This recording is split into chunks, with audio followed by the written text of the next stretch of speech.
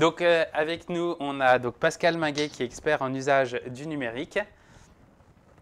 Mais pas que, Euh, hein. du Pas coup, que. Et je connais le 70 qui s'appelle la Haute quand même, parce que Thomas, t'es gentil, mais on va peut-être appeler les départements par leur nom plutôt que par des numéros. Et je crois qu'on est à Fougerolles, là, c'est ça, non? Oui, tout à fait. À Capitale Fougerolles. de la Fougerolles, donc, cerise. capitale du Kirsch, voilà, du Kirsch AOC. Voilà. et alors, tu fais quoi exactement en temps normal? Alors, ben, moi, ici à la distillerie Paul Desvoye, donc normalement, on fabrique des eaux-de-vie, notamment du Kirsch avec les cerises du pays, notamment le fameux Kirsch AOC, appellation d'origine contrôlée, et depuis 1859. Donc, ça fait un bail maintenant. T'es L'entreprise le a été... combientième gérant? Alors, au niveau des générations, ça fait la 6e maintenant. D'accord. Et donc, ça commence à faire une belle histoire d'entreprise, à tel point que l'entreprise a été labellisée entreprise du patrimoine vivant. Et le diplôme a été signé à l'époque par un ministre des Finances qui est maintenant notre président de la République. Ça, c'est pour la petite D'accord. anecdote. Voilà. Et Alors, Et ça change quoi, ce diplôme? Ça apporte quoi? C'est une reconnaissance? C'est ça, hein, reconnaissance de savoir-faire, d'être installé sur un territoire et depuis longtemps, c'est ça, hein? voilà, entreprise du patrimoine vivant, ben, le mot veut bien dire ce que c'est. Une Mmh. entreprise, donc ben, c'est quelque chose qu'on connaît, hein, Mmh. on fabrique, on vend, on transforme, on élabore. Et patrimoine vivant, ça veut dire que c'est issu d'un savoir-faire ancestral qui est maintenu par le vivant. Alors le vivant, c'est qui? Ben, c'est tout simplement tous les collaborateurs de l'entreprise. Et alors Mmh. c'est un label qui récompense, entre guillemets, les savoir-faire. Quand on transmet un savoir-faire d'un collaborateur à l'autre, là, en l'occurrence, c'est le distillateur, c'est le maître de chai, l'élaborateur des produits, etc. Donc, entreprise du patrimoine vivant, on a ces trois mots. Entreprise, c'est une entreprise normale qui travaille, qui fabrique, qui vend. Et patrimoine vivant, c'est la transmission des savoir-faire ancestraux par les collaborateurs. mais en caricaturant un peu, faire de l'eau de vie, bon, c'est faire de l'alcool, c'est simple, alors que faire du vin, c'est compliqué. Alors, faire de l'eau de vie, c'est commencer presque par faire un vin.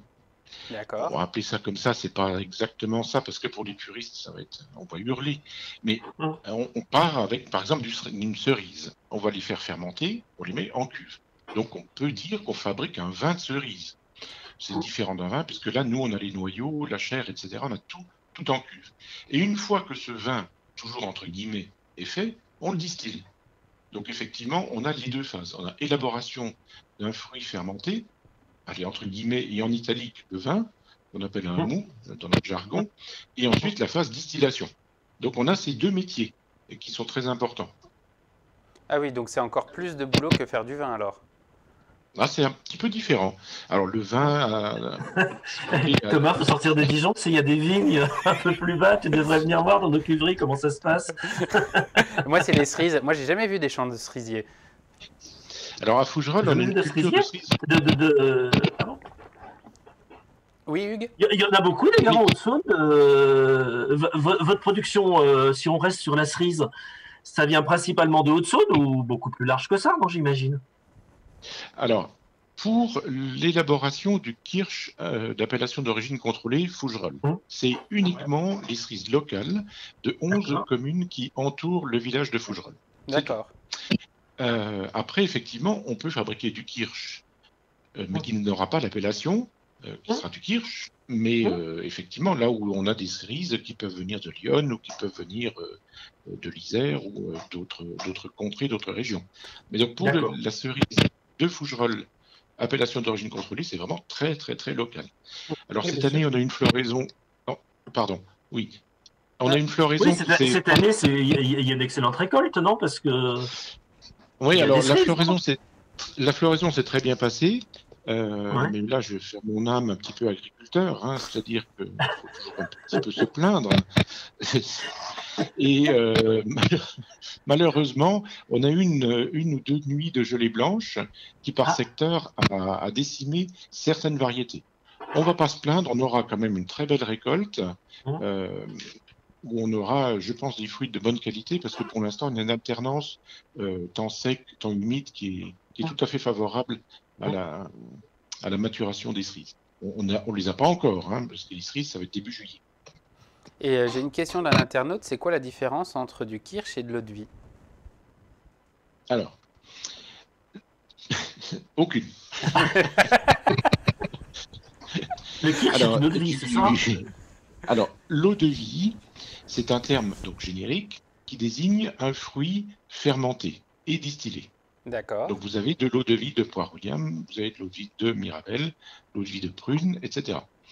Du whisky, c'est une eau de vie de mou de malt de fermenté, ou une eau de vie de bière, si vous voulez. Le cognac, c'est une eau de vie de vin. Donc le terme eau de vie, en fait, du rhum, c'est de l'eau de vie de jus de canne. Vous voyez? Donc le terme eau de vie, c'est un terme générique qui englobe toutes les distillations de fruits de différentes matières. Et ensuite, chacune s'appelle différemment. Vous avez l'armagnac, cognac, calvados, rhum, whisky, etc.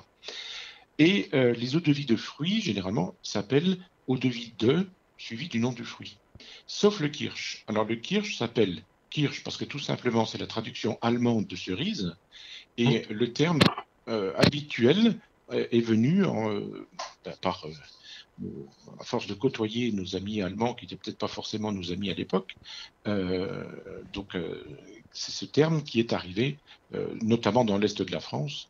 Et ce terme kirsch est resté, puisqu'en fait kirsch, c'est la contraction de Kirschwasser en allemand, eau de cerise. D'accord.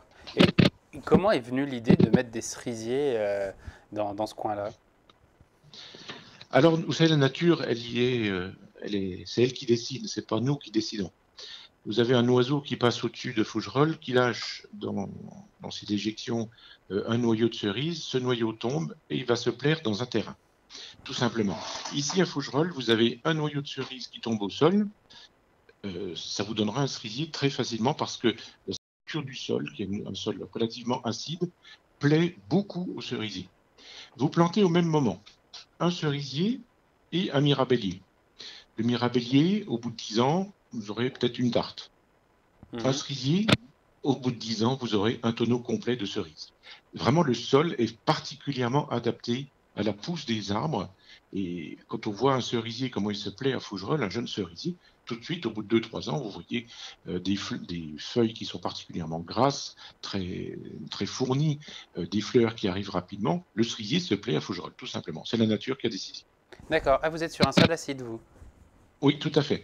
Ici, on est sur un sol acide, on est dans les contreforts, dans les pré-Vosges, on va appeler ça comme ça, et on est sur un sol acide, effectivement. Oui, Mais Pascal? vous achetez directement les fruits, vous avez des vergers, ou comment ça se passe en fait? Où il y a des propriétaires qui viennent faire distiller chez vous? C'est quoi le modèle? Alors, à Fougerolles, on a un modèle, comme vous dites, un petit peu particulier. C'est déjà une tradition qui est très, très, très ancienne, la distillation des cerises à Fougerolles. Il faut s'imaginer qu'il y a quelques années encore, il y avait une régie des douanes qui était dans le village pour gérer toutes les distillations qui se pratiquaient dans les fermes. Parce que, historiquement, chaque ferme disposait de son propre alambic. Et il a été recensé au début des années 90 jusqu'à 1600 alambics sur le village. 1600 alambics pour un village de 4000 habitants. Oui, un par famille, quoi. On va faire simple à peu près, quoi. Il y en avait combien qui avaient le permis de conduire? On n'a pas besoin, on roule en tracteur ici. Ah, les clichés. Oui, les bouseux, hein. C'est bon, hein. Et aujourd'hui, il en reste combien alors? Alors aujourd'hui, ça a beaucoup diminué parce que, si vous voulez, pour distiller, il faut tenir des comptes d'alcool, c'est très compliqué. Au fur et à mesure des successions dans les fermes, il y a beaucoup d'alambics qui sont partis, soit en décor, soit qui ont été détruits. Donc il y en a beaucoup, beaucoup moins. Malgré tout, ce système perdure ici à Fougerolles. Quand vous parliez de particuliers qui viennent distiller, chez nous, ça ne se pratique pas du tout, parce qu'il y a des alambics partout. Donc en fait, le particulier, généralement, il a toujours soit un copain fermier, soit un alambic chez lui et distille Mmh. les fruits de sa propre récolte. D'accord. Nous, en tant que distillateurs, on n'a pas de verger à nous. On achète les D'accord. fruits Ok. aux agriculteurs locaux et ensuite on va les mettre en main. Et ça représente combien d'hectares? Ah, c'est pas en hectares. Alors, C'est en pied? c'est sur une. Oui. Alors, actuellement, en pied de cerisier, il est recensé par l'AOC environ 10 000 cerisiers. Ce qui est peu, ce qui est une petite production finalement. Les bonnes années, on va produire 300 tonnes de cerises sur le village. 300 tonnes pour l'AOC Kirsch de Fougerolles. Il y a une campagne de replantation actuellement qui est en cours avec notamment la région Bourgogne-Franche-Comté et le parc naturel des Ballons des Vosges pour favoriser la replantation des cerisiers. Il faut voir que le paysage ici de Fougerolles-Saint-Paul-de-Vallonnay qui est très nourri par l'agriculture locale. D'accord. Et cette agriculture se marie à la plantation des cerisiers par ce qu'on appelle le pré verger. Donc un pré avec de l'herbe et un verger avec des arbres. Mais c'est pas un verger en ligne avec les arbres qui seraient taillés pour une récolte mécanisée, etc. Donc ça reste assez naturel. On met des cerisiers dans un pré et les animaux, les vaches vont venir paître sous ces arbres, prendre le foin qu'il leur est nécessaire. Et lorsque la récolte arrive, on enlève les vaches et on fait la récolte des cerises. Mais c'est quelque chose qui n'est pas monoculture. C'est pas uniquement de la culture intensive de cerisier ou uniquement du maïs ou uniquement du fourrage. Non, non. C'est ce qu'on appelle le pré-verger. C'est ce mélange des deux qui est vraiment la typicité locale et historique de la cerise de Fougerolles. À vous entendre, j'ai l'impression de revoir mes cours d'agronomie et en gros, c'est de l'agriculture du futur, ça, non? Ah ben oui, tout à fait. Après, il faut trouver des agriculteurs euh, qui soient sensibles à cette fibre-là et qui économiquement puissent le faire aussi. Parce que quand vous avez un champ que vous mettez des arbres dedans, vous ne pouvez plus y rentrer en tracteur aussi facilement que quand il n'y a rien du tout. Donc Mhm. c'est vrai qu'il faut à la fois la motivation et le modèle économique de la ferme pour que ça puisse être viable. D'accord. Et la récolte des cerises, c'est mécanisé ou c'est à la main? Ah oui, c'est à la main. Non, Ouais. c'est pas à la main. Ah, C'est mécanisé, Ah oui, non, parce effectivement. que Thomas, il est jeune, là, il pense que tout tombe directement dans des cubes, j'ai c'est j'ai pour du ça. sport à faire, en plus, ça m'a arrangé. Non, mais vous trouvez suffisamment de personnel parce que c'est énorme, ça. Alors, la récolte se déroule sur 15 jours, donc c'est très court. Le fruit va passer très très vite, hein, d'un Hum, fruit à hum, maturation optimale jusqu'à un fruit qui serait gâté. Donc ça, ce serait dommage. Ce qu'il faut, donc, c'est récolter très vite. Et pour récolter vite, il y a une centaine d'années, il y avait des pieds de chèvre sur tous les arbres et beaucoup de monde qui participait à la récolte. hum. Et maintenant, toute cette récolte est mécanisée. Ce sont des secoueuses mécaniques qui s'adaptent D'accord. aux arbres et qui vibrent l'arbre pour décrocher les cerises. Et elles vont tomber sur un tapis. Et ce tapis sera ramassé via un enrouleur. Hum, À l'extrémité de cet enrouleur, si vous voulez, il y a un tapis où là, il y a des petites mains, cette fois-ci, qui vont vraiment hum. faire le triage. Ah, on vous entend plus du tout. Oui, je suis là. Ah, oui. Là. D'accord. Et, Et on écoute la cerise ou on laisse tout? Parce que moi, je fais le parallèle avec le raisin, on ne grappe pas, etc. on Oui. garde le pourri, pas le pourri. Ouais, Alors, si vous prenez une cerise pourrie avec des queues, vous aurez pas forcément un bon fruit. Ça, c'est clair. ouais, Un beau fruit donnera une belle eau de vie. Les queues de cerise sont à éliminer au maximum pour d'accord. une raison gustative déjà, parce que dans la queue, il y a des composés acides qui vont donner une acidité et un parfum qui ne sera pas le parfum typique du kirsch, du flatteur. Et également, les queues, tout simplement, vont boucher nos pompes. D'accord. Hum, Pratique également. Et au niveau du fruit, il faut vraiment que le fruit soit un beau fruit. hum. Même si, quand il est secoué et qu'il arrive au sol, il est un peu abîmé forcément. mais il faut que ce soit un beau fruit. Donc c'est là où les petites mains vont éliminer les fruits qui peuvent être moisis, il y en a toujours, ou des fruits qui seraient déjà pourris. Donc ça, il faut vraiment éliminer parce que une fermentation, ce n'est pas une pourriture. C'est vraiment une fermentation par des bactéries nobles, tout comme le vigneron. En fait, vous avez les mêmes équipements à peu près que dans la vigne. Vous avez les notions de cuve, elles sont refroidies ou pas, etc. Il y a toutes ces notions-là, en fait.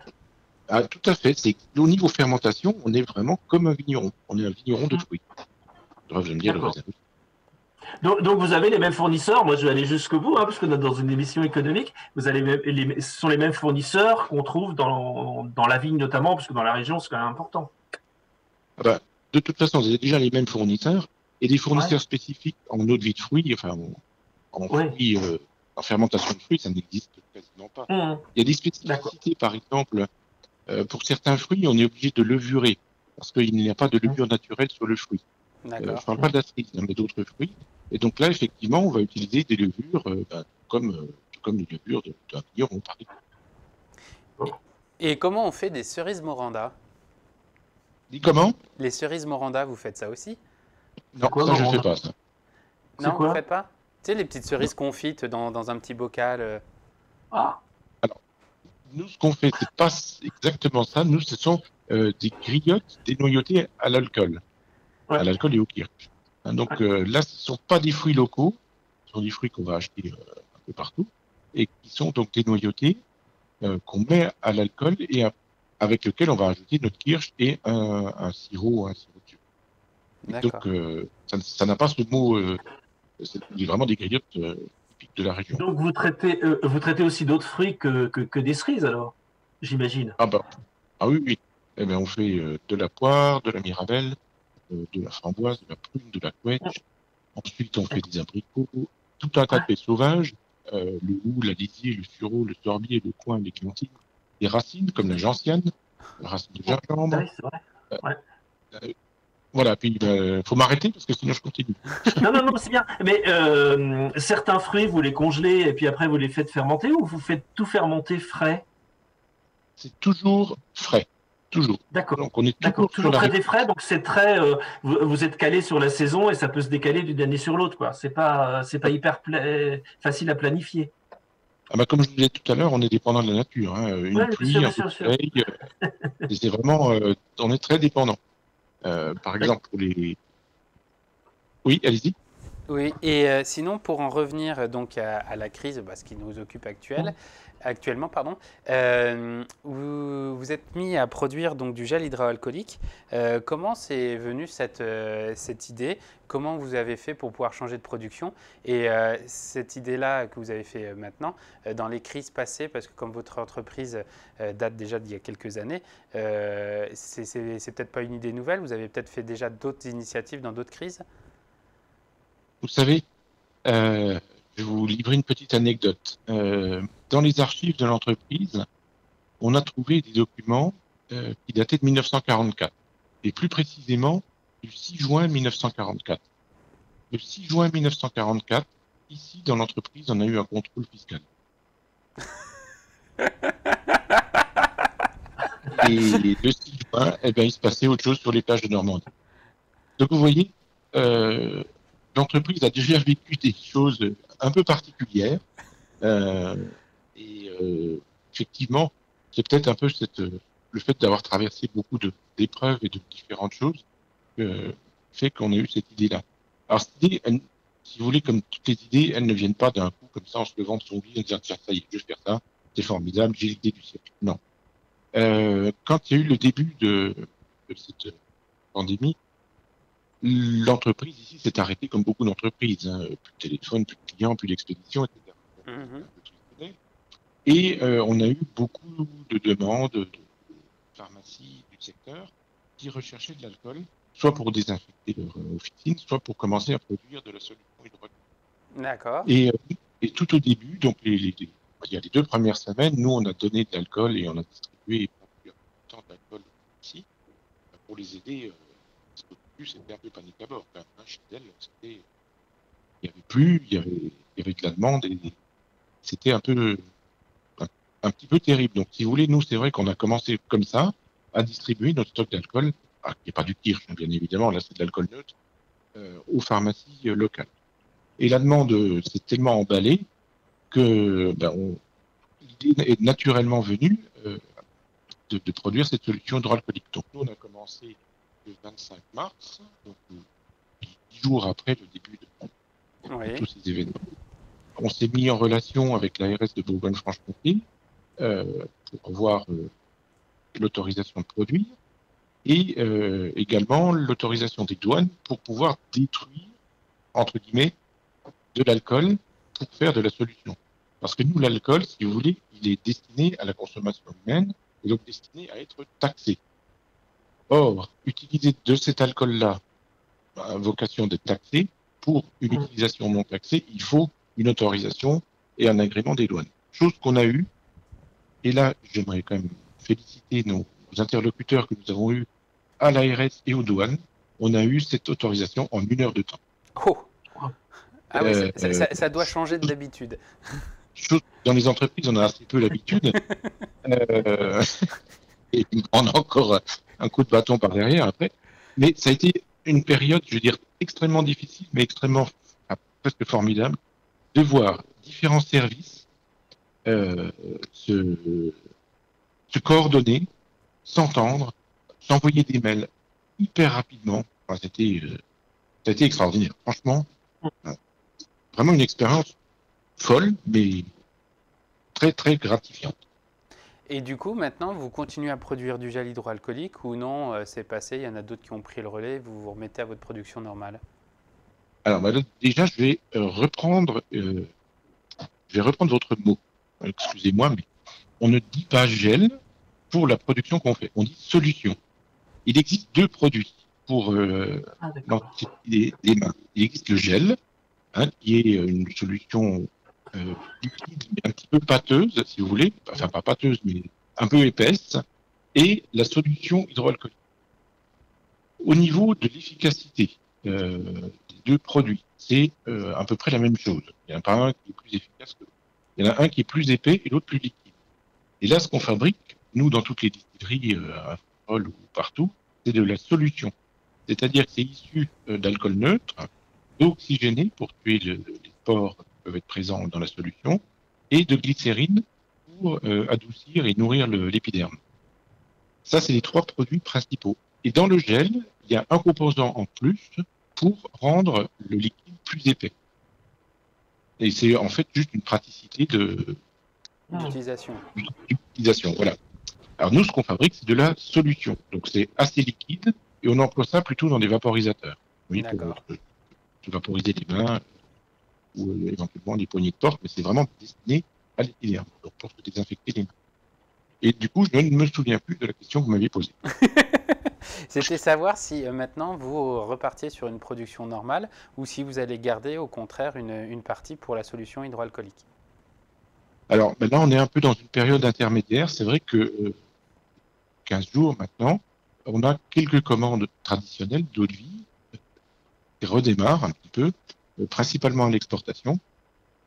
Donc là, on a une partie d'activité sur l'activité traditionnelle et malgré tout, on a toujours la production de solutions hydroalcooliques qui est toujours en activité. Là, par exemple, ce matin, les 2 premiers jours de la semaine, ce sera uniquement production de solutions hydroalcooliques. Et ensuite, le reste de la semaine, on repasse sur une production normale.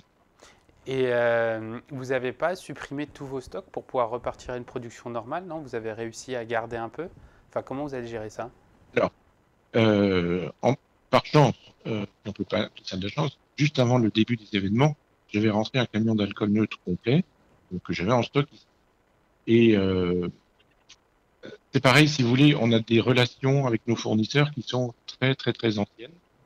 Et relations de confiance, j'espère. Et notre fournisseur d'alcool neutre, parce que nous, ça, c'est un alcool qu'on ne fabrique pas nous-mêmes, nous a suivi durant ces événements et on a pu s'approvisionner en camion citerne dès que le besoin s'en faisait sentir. Et ce qui fait qu'on n'a pas du tout eu de pénurie d'alcool neutre pour fabriquer. Il faut savoir aussi que cet alcool neutre-là, donc l'éthanol, c'est le même que celui que vous mettez dans votre réservoir quand vous voyez le E5 ou le E10. Et comme les voitures ne roulaient plus, forcément, d'accord. il y avait besoin, enfin, le besoin en alcool pour tout ce qui est gel et solution a un peu contrebalancé la consommation de carburant. Et grâce à ça, en fait, on a pu ne pas avoir plus de pénurie au niveau de l'alcool. Ah, c'est magique ça. Ça, c'est du concours de circonstances. Voilà. Un petit cours d'économie circulaire. Si on veut se laver les mains, il faut plus rouler. Et du coup, qu'est-ce qui était le plus rentable pour vous? Produire du gel ou produire de l'eau de vie?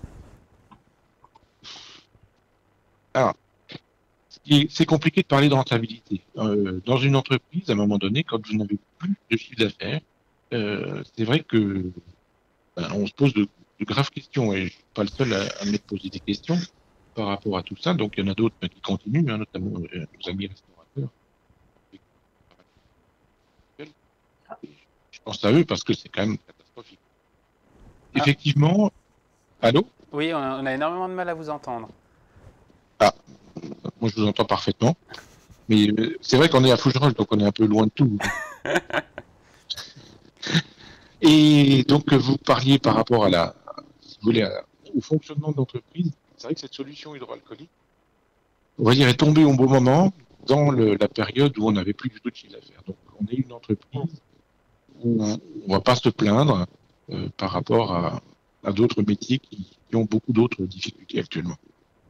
Et pour vous, c'est intéressant de garder sur le long terme justement la production de solutions ou non, ça va s'arrêter parce que la demande est passée, puis il y en a d'autres qui le feront moins cher et plus rapidement?